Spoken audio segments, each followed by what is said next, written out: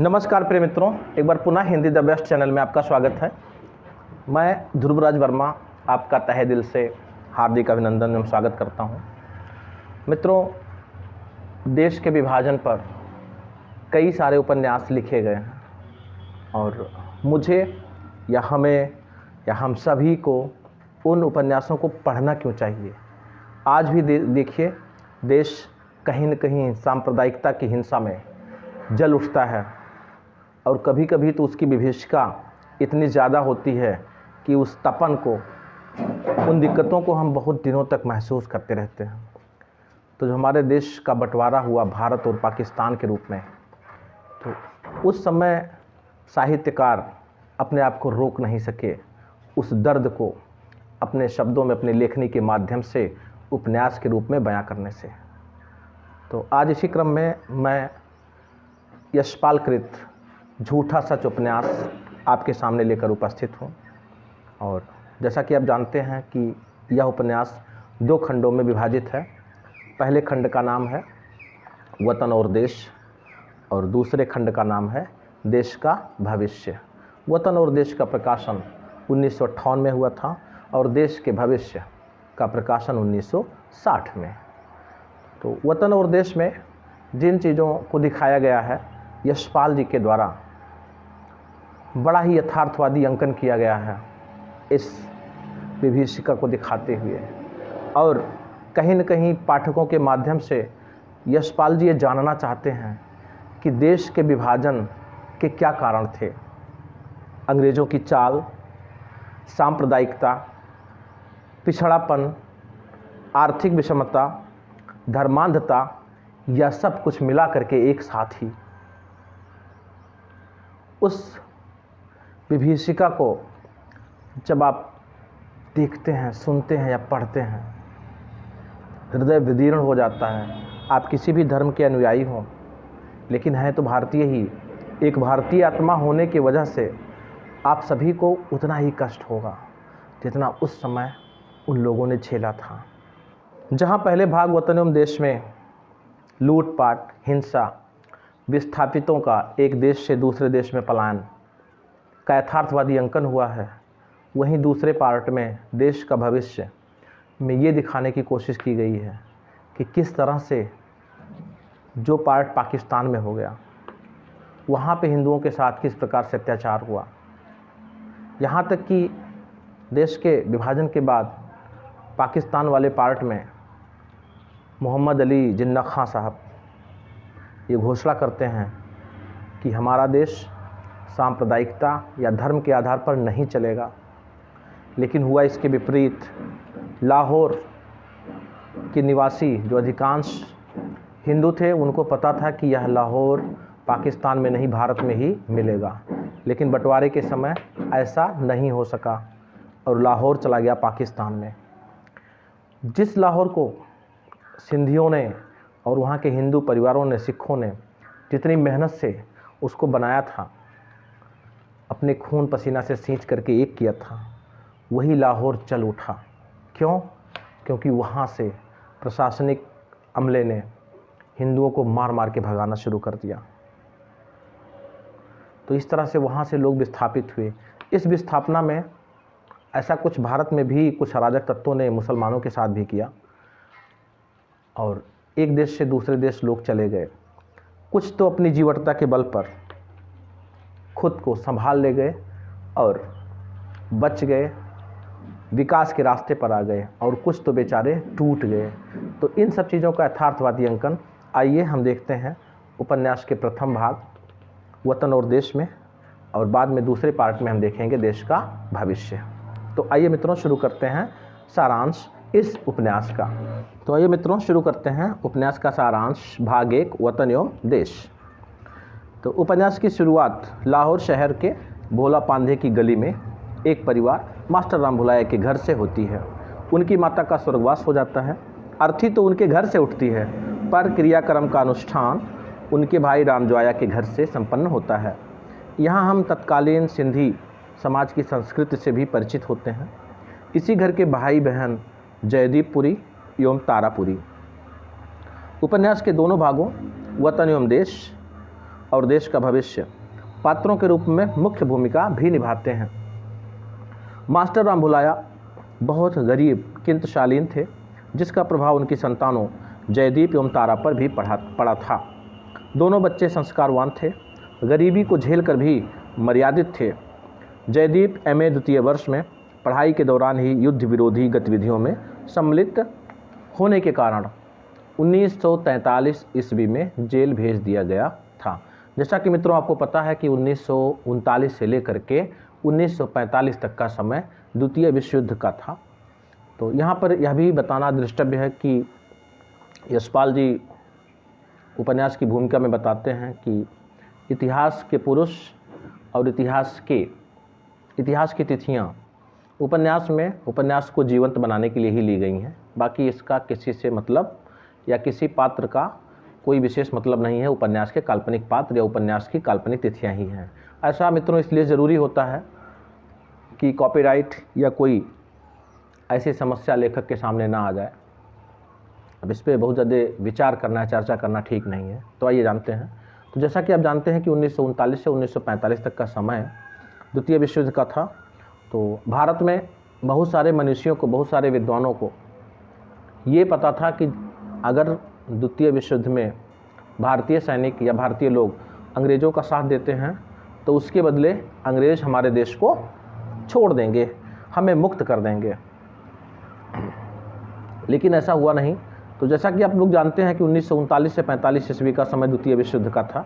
जयदीप जानता था कि अंग्रेज़ों की ओर से लड़ने पर भी भारतीयों का भला होने वाला नहीं था।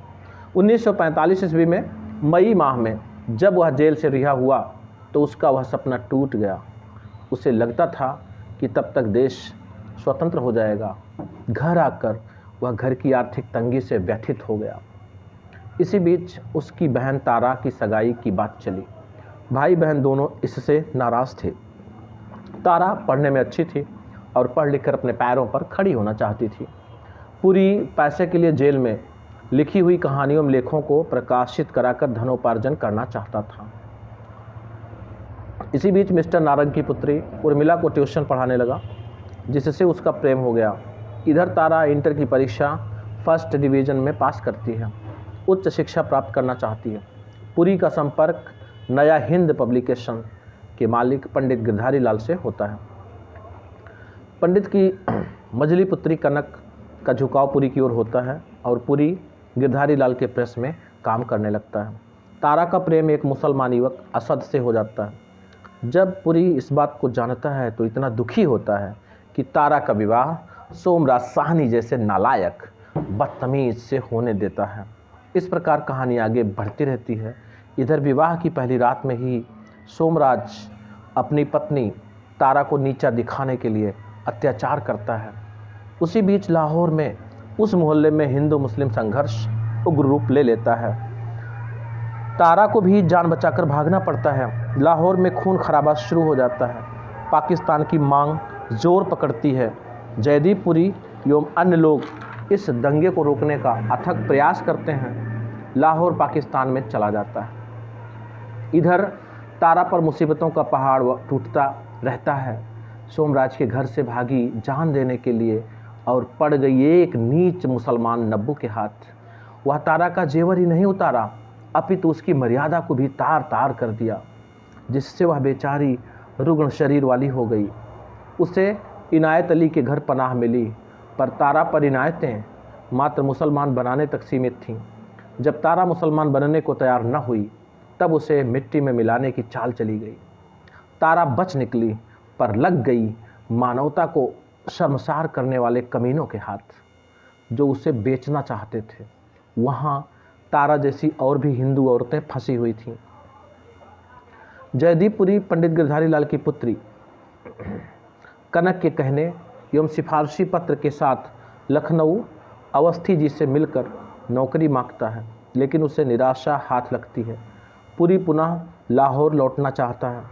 14 अगस्त 1947 की शाम को वह भारत के नैनीताल में स्वतंत्रता पूर्व डॉक्टर राजेंद्र प्रसाद एवं पंडित नेहरू के भाषण भी सुनता है।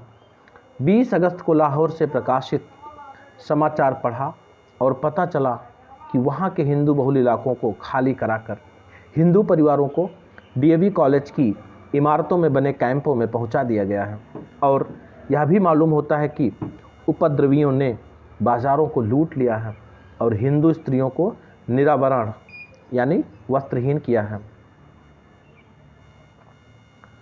अब यहाँ हम वही दृश्य देखते हैं जो गदर एक प्रेम कथा मूवी में ट्रेन की हालत को देखते हैं। पाकिस्तान से जो ट्रेन भारत आती है उसमें सिर्फ लाशें हैं और जो ट्रेन भारत से पाकिस्तान जाती है वही हाल उसमें सवार मुसलमानों के साथ होता है।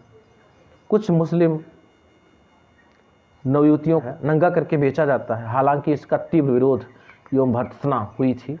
ऐसे मानवता ऐसे शर्मसार हो रही थी।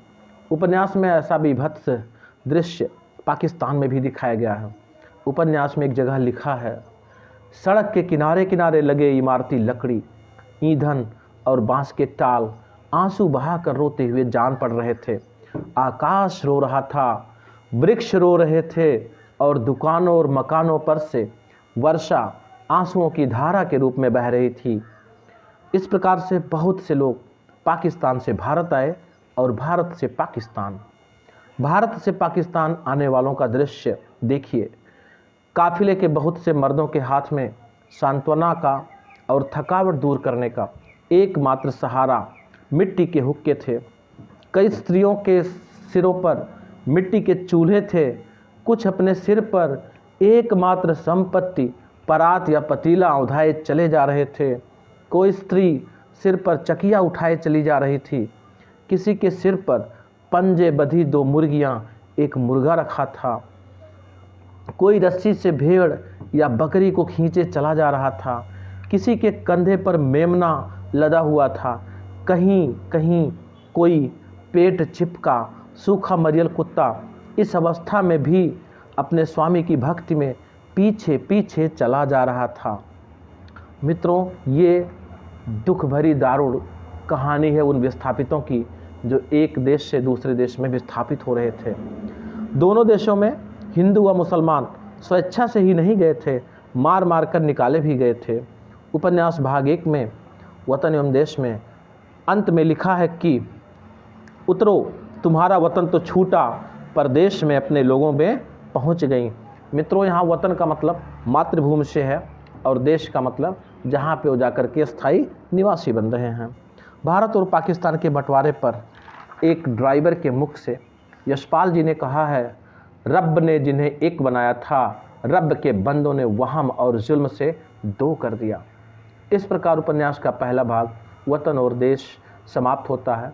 आगे दूसरे भाग देश का भविष्य में भारत के भविष्य को उज्जवल दिखाने का प्रयास किया गया है। भले ही राजनेता देश हित के बजाय स्वाहित साधने में लगे हैं, यहाँ एक बात यह भी दृष्टव्य है कि उपन्यासकार गांधी जी के सत्य और अहिंसा की विफलता को दिखाने में सफल हुए हैं, क्योंकि बांग्लादेश शायद इसी बुनियाद पर बना था। मित्रों, वीडियो देखने के लिए धन्यवाद। इसका दूसरा पार्ट शीघ्र ही आपके सामने उपस्थित हो रहा है और यह भी आपके लिए बहुत ही लाभदायक है कि आप इसका PDF फ्री में प्राप्त कर सकते हैं, जिससे कि आप इसको 1-2 बार पढ़ लेंगे तो आपको इतने बड़े महाकाय उपन्यास को पढ़ने की ज़रूरत नहीं रहेगी। आप अपने कॉम्पिटिटिव एग्ज़ाम में जो भी क्वेश्चंस आते हैं सबका जवाब सही से दे पाएंगे अगर वह इस उपन्यास से पूछा गया है तो। Thank you for watching this video. Please like, share and subscribe our channel.